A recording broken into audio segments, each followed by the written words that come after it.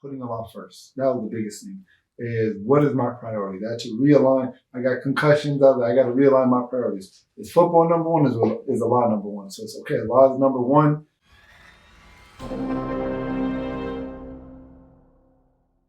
Crowds sat in silence, listening to a story that sounded almost too extraordinary to be true. For most football players, making it to the NFL is the dream. For Husain Abdullah, it was a dream he actually lived. But at the height of his career, he made a decision to step away from football and answer a different calling.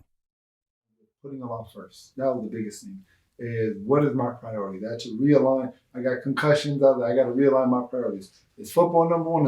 Is Allah number one? So it's okay. Allah is number one. I'm seeing all of this stuff in the media about, people having CTE and people having all these different injuries and their life is going out of whack. So for me, I was like, I'm going to run to the house of Allah. I'm going to make sure Allah is first in every single thing that I do. And so I was like, okay, Bismillah, let's go for Hajj. In 2012, while still in the prime of his career, he turned down offers from Minnesota and other teams to focus on his faith and perform Hajj, the pilgrimage to Mecca.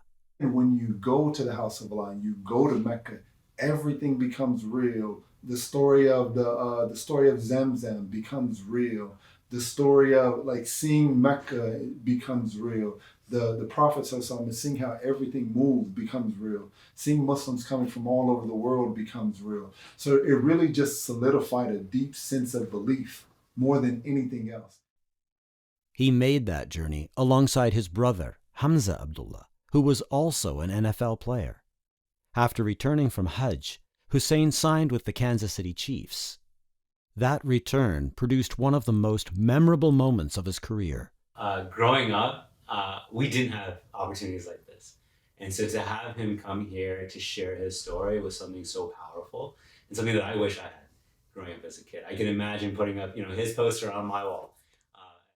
A pick six, Abdullah intercepted a pass from the then New England Patriots quarterback and returned it 39 yards for a touchdown.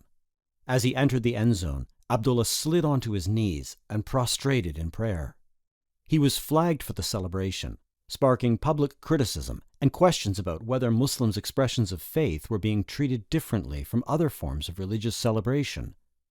And I pray to Allah that I'm in this category of a believer. That changes everything. So then you can walk into the world confidently because I believe in Allah, and ultimately whatever Allah has written is going to happen. My job is just to put forth my best effort.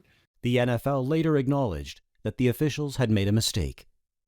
Abdullah reflected on those moments with an audience at Talif, inspiring others to consider what happens when the thing you've spent your entire life pursuing is no longer the most important thing.